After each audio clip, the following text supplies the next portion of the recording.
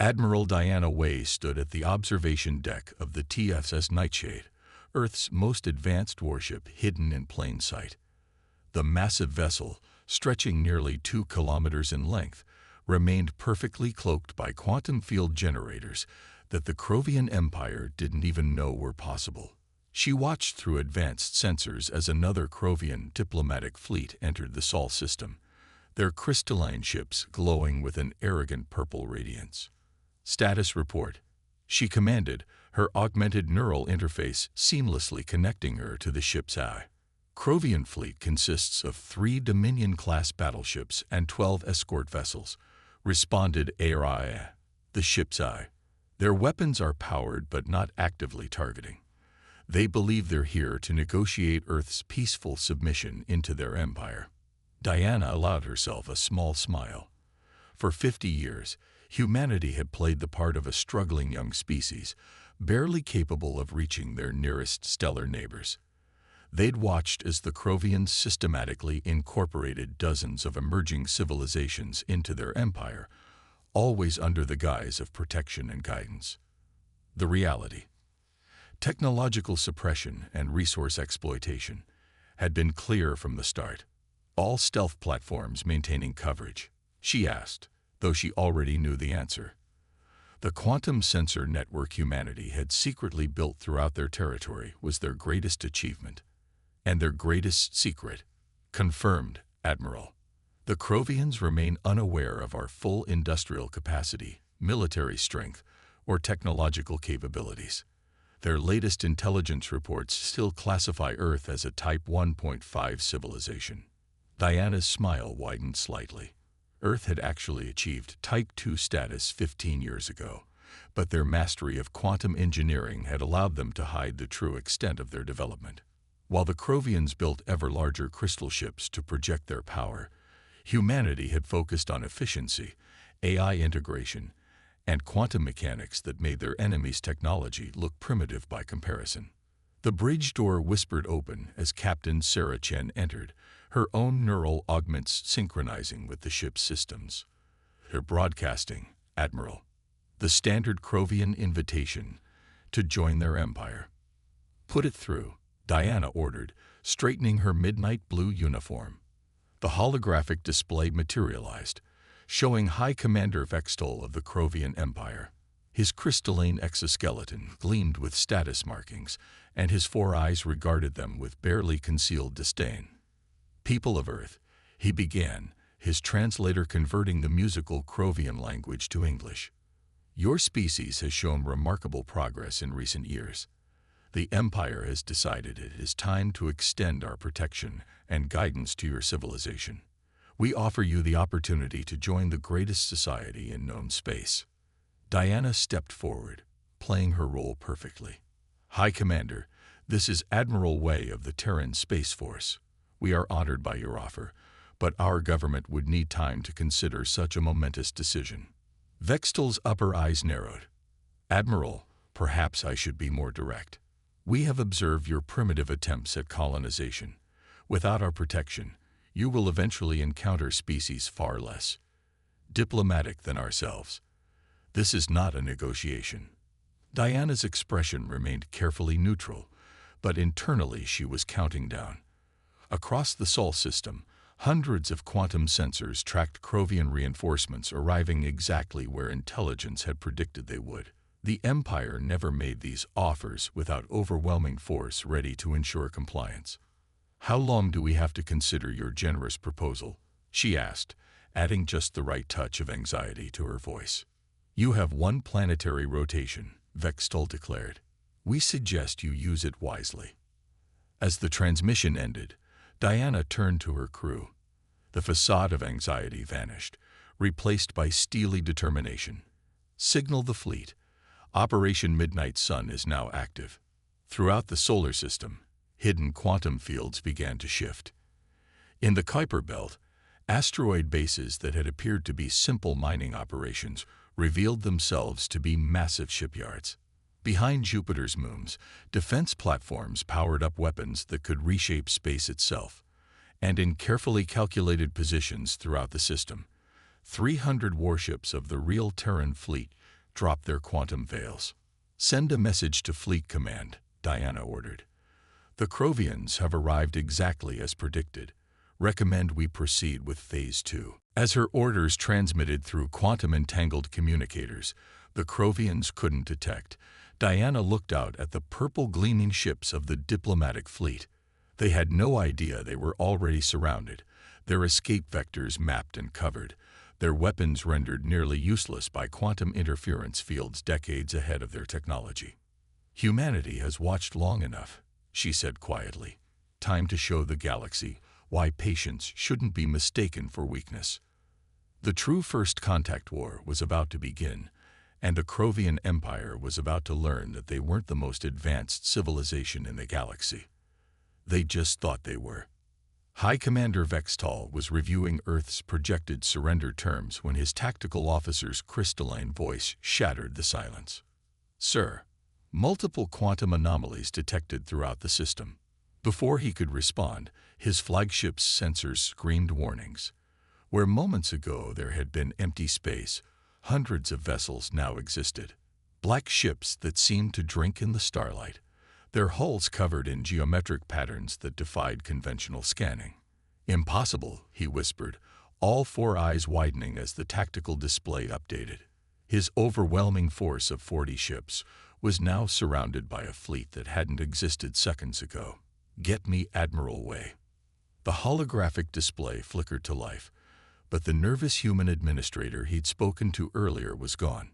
In her place stood a woman with steel in her eyes and confidence in her bearing. High Commander, Diana said, her voice carrying none of its previous uncertainty. I believe it's time we had an honest conversation about humanity's place in the galaxy. What trickery is this? Vextal demanded, his crystalline armor pulsing with agitation. These readings, they can't be real. Your species barely mastered fusion drives. That's what we wanted you to think, Diana replied. For 50 years, we've watched your empire expand.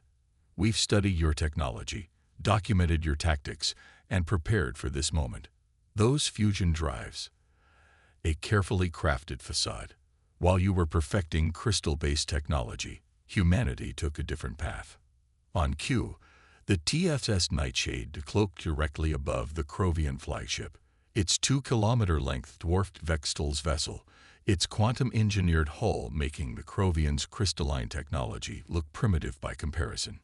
Your sensors are now detecting our quantum drive signatures, Diana continued. Technology your empire declared impossible a century ago. We achieved it 30 years ago, along with much more. Those mining operations you've been monitoring, shipyards, our struggling colonies, military bases, that primitive defense grid around Earth, a network of quantum sensors that can track ships across light years. Vextal's tactical officer interrupted with increasing panic. Sir, they're weapons. They're like nothing we've encountered.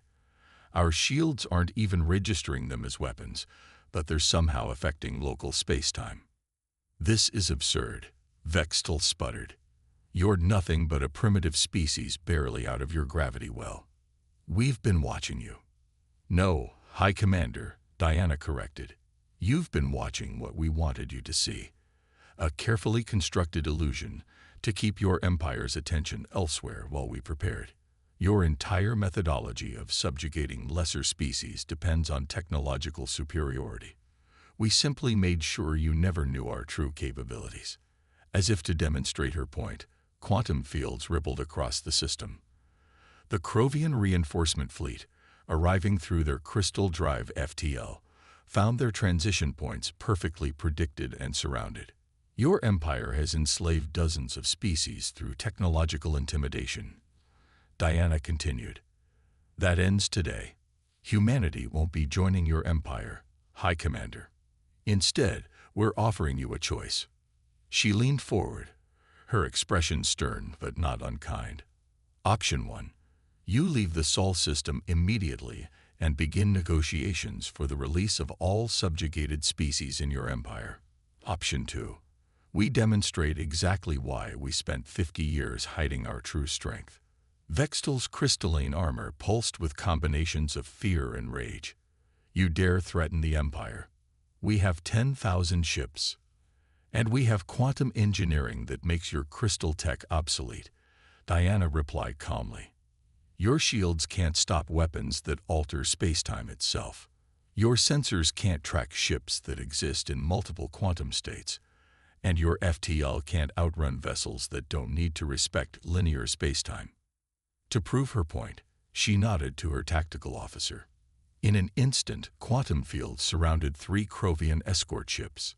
There was no beam, no projectile, no visible weapon fire. The ships simply ceased to exist in normal space, reappearing seconds later completely powered down and drifting. That was a localized quantum state shift, Diana explained. Completely harmless to the crews, but as you can see, rather effective at neutralizing your ships. And that's just one of our less aggressive capabilities. Vextol stared at his disabled escorts, his Empire's supposed technological superiority crumbling before his eyes. How long have you been capable of this? Long enough to have stopped you years ago, Diana answered. But humanity chose to wait, to prepare, to make absolutely certain that when we finally revealed ourselves, there would be no doubt about the outcome. She straightened, her voice carrying the weight of 50 years of human preparation. You have 1 planetary rotation, High Commander. Time to see if your Empire can learn what your ships just did. That sometimes the most dangerous opponent is the one wise enough to hide their strength until the perfect moment. As the transmission ended, Vextol looked out at the massive black ships surrounding his fleet.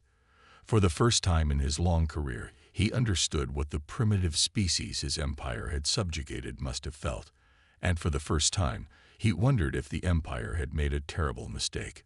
The Krovian Empire's response came not in words, but in actions. As the planetary rotation deadline approached, massive crystal drive signatures lit up the quantum sensors throughout human space. The Empire had called humanity's bluff, or so they thought. In the command center of the TSS Nightshade, Admiral Y watched the tactical display with Araya, her ship's eye. They're moving exactly as the predictive algorithms suggested, the AI noted, its voice carrying the subtle inflections that marked 5th-generation quantum AI. The Empire never could accept being second best. How many ships? Diana asked, though the information was already flowing through her neural interface. 2,000 Krovian warships approaching through 15 different vectors. They're attempting to overwhelm our quantum detection grid through sheer numbers. Diana nodded, a slight smile playing at her lips. Send the signal to initiate Operation Paradox. Throughout human space, quantum fields began to shift in ways the Krovians couldn't comprehend. The massive human fleet didn't move to intercept the incoming armada. Instead, they simply changed. Each ship's quantum state became fluid, existing in multiple positions simultaneously, creating a defensive web that existed in several dimensions at once. On the bridge of the Krovian flagship Crystal Dominion, Supreme Admiral X4 watched in growing horror as his tactical display tried and failed to make sense of what was happening. What sorcery is this? He demanded. Ships cannot exist in multiple locations simultaneously. His science officer, Rental, struggled to explain. Sir, they're manipulating quantum states on a massive scale. Our sensors show each human vessel occupying up to 12 different positions in spacetime, and all of them are real. The first shots of the battle were fired by the Krovians, crystal energy beams, lancing out at the nearest human vessels.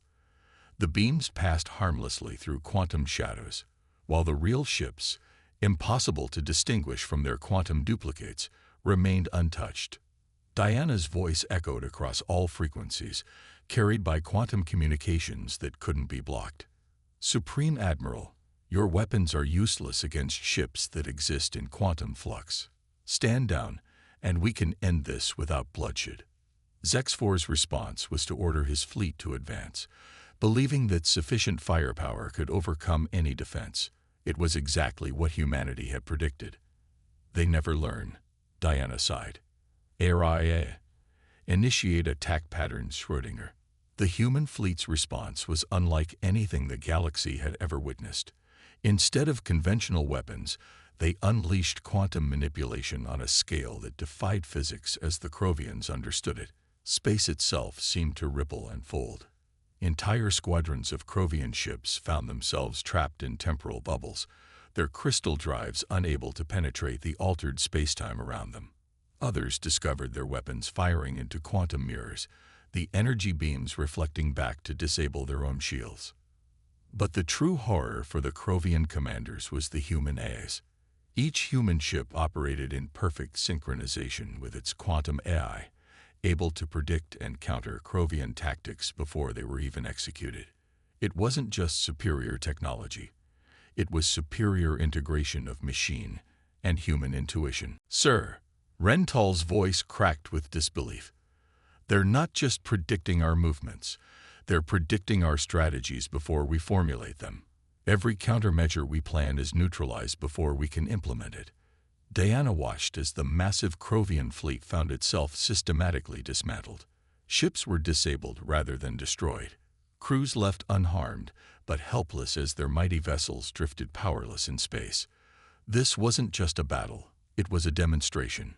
"Send to all Krovian vessels," she commanded. "Your shield technology depends on crystal resonance. Our quantum fields have already mapped every frequency. We can shut down your ships without firing a shot. This is your final warning." To emphasize her point, she gave ARIA a silent command through their neural link. Across the battlefield, quantum fields shifted again. 100 of the largest Krovian dreadnoughts simply vanished, reappearing an instant later in a perfect formation, completely powered down. "By the crystals," Zexfor whispered, watching his finest ships rendered into drifting hulks. How long have you been able to do this?" "Long enough to have stopped every atrocity your empire committed against developing species," Diana replied, her voice hard. "We waited because we needed to be certain. Certain of our technology, certain of our strategy, and certain that when we finally acted, the galaxy would understand that humanity's patience wasn't weakness, it was wisdom." As the remaining Krovian ships hung motionless in space, their crews watching in stunned silence, Diana delivered the final blow to their empire's pride. "Your ships are disabled, not destroyed. Your crews are unharmed. This mercy isn't weakness, Supreme Admiral. It's strength. Remember that when you deliver your report to the Imperial Council, the Battle of Sol would go down in galactic history not for its destruction, but for its restraint. Humanity had proven itself the superior force not by obliterating their enemy, but by rendering them helpless while preserving their lives. It was a lesson the galaxy wouldn't soon forget. And in the quantum-shielded halls of the Nightshade, Diana Y prepared to send a message to all the subjugated species of the Krovian Empire. Help was finally here. The Imperial Palace on Croft Prime glittered like a massive crystal garden, its spires reaching toward the twin suns. But today, its usual brilliance was dimmed by the weight of unprecedented defeat. The Imperial Council Chamber, usually a place of supreme confidence and authority, now echoed with angry voices and fearful whispers.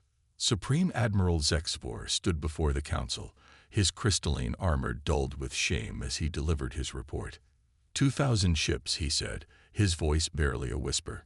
2,000 of our finest vessels, neutralized without a single casualty. The humans, they weren't fighting a war. They were conducting a demonstration. Emperor Vextorin, his crystal form pulsing with barely contained rage, leaned forward on his luminescent throne. How did we miss this level of technological advancement? Our observers watched them stumbling with primitive fusion drives. A new voice cut through the chamber, carried by quantum communications that bypassed all Imperial security. Because that's exactly what we wanted you to see. The holographic form of Admiral Diana Way materialized in the center of the council chamber, causing guards to raise weapons uselessly against her projection. Your palace defenses are impressive, Diana noted, looking around with genuine appreciation. The crystalline quantum barriers would stop any conventional transmission.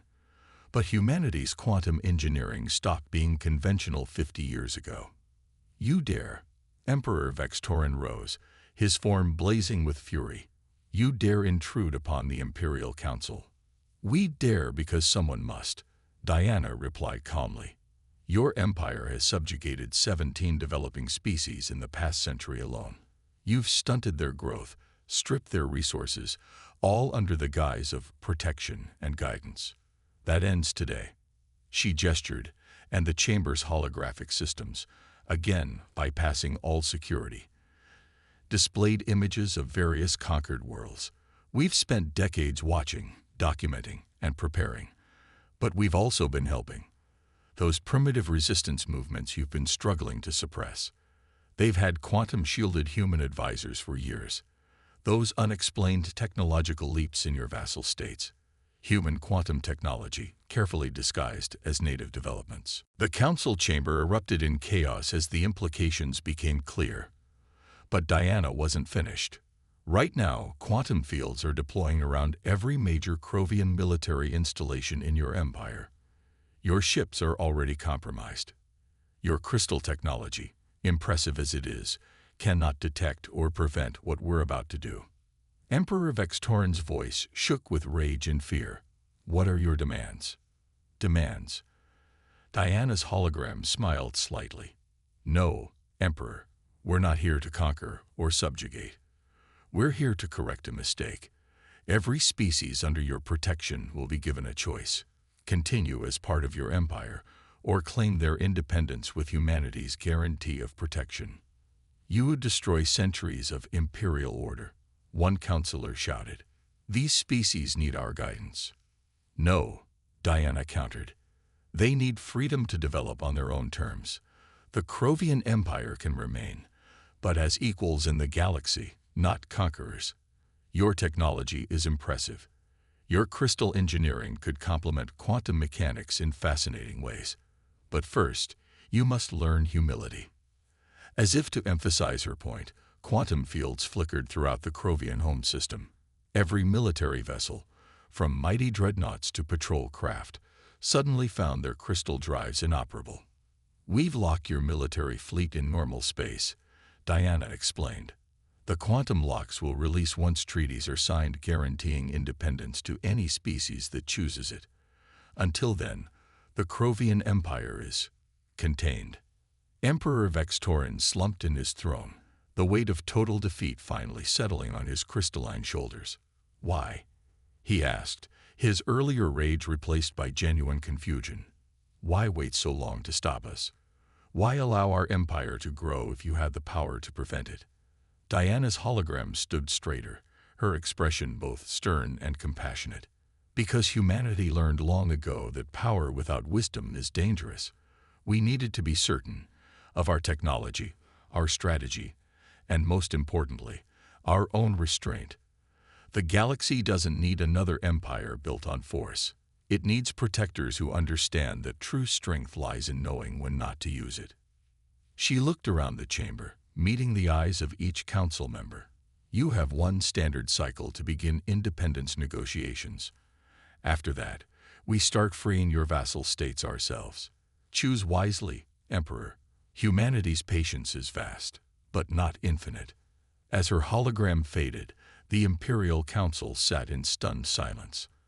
Outside, the crystal spires of Krov Prime continued to glitter, but their light seemed somehow diminished, just like the empire they represented.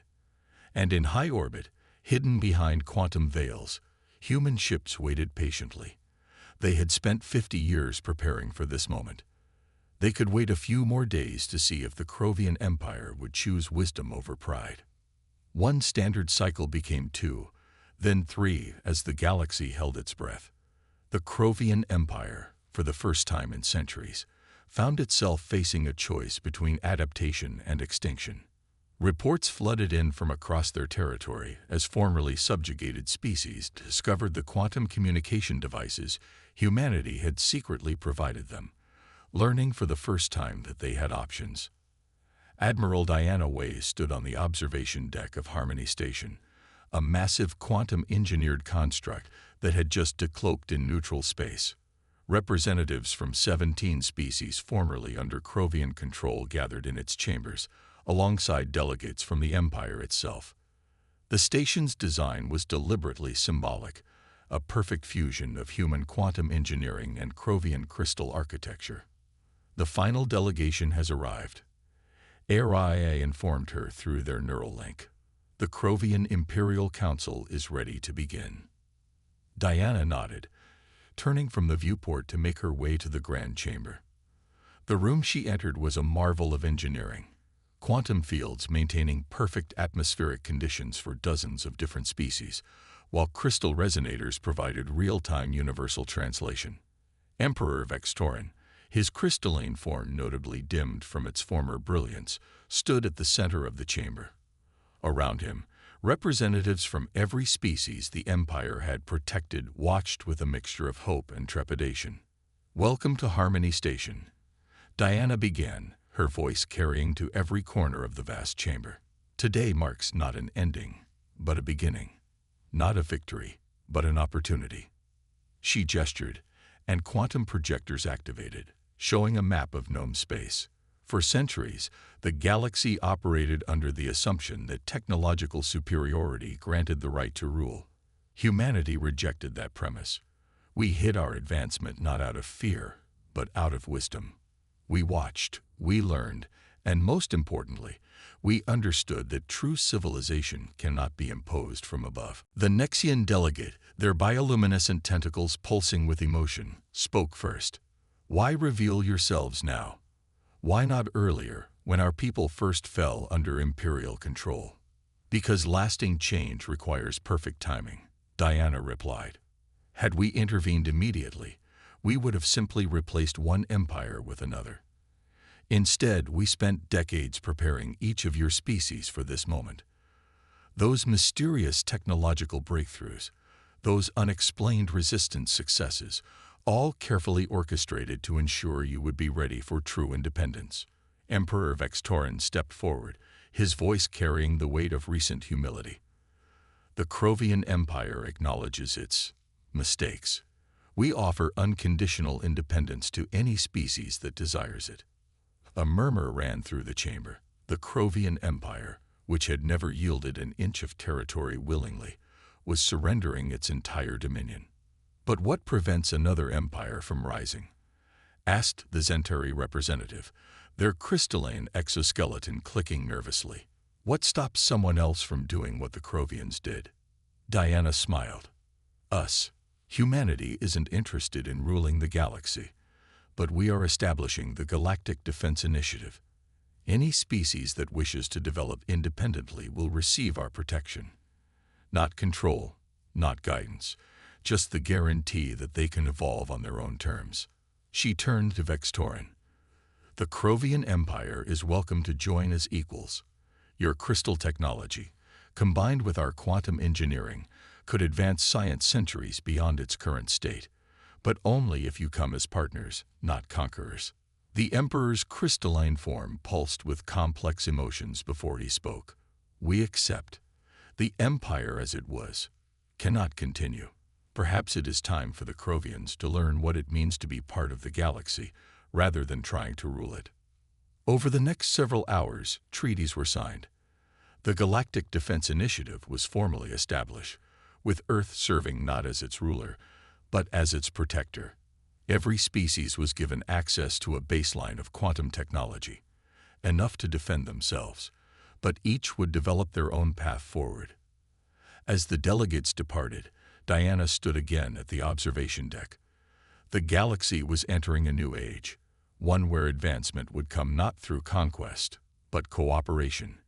Humanity had revealed itself not as conquerors, but as guardians, proving that the greatest power lies not in the ability to destroy, but in the wisdom to protect. "Send word to Fleet Command," she told ARIA. "Operation Midnight Sun is complete. Phase 3, Galactic Reconstruction, begins now." As Harmony Station's quantum fields rippled with the departures of various diplomatic vessels, Diana reflected on humanity's long game. They had spent 50 years preparing for this moment, hiding their strength until the perfect time to use it. But the real work was just beginning. The galaxy was changing, and humanity, patient and wise, would ensure it changed for the better.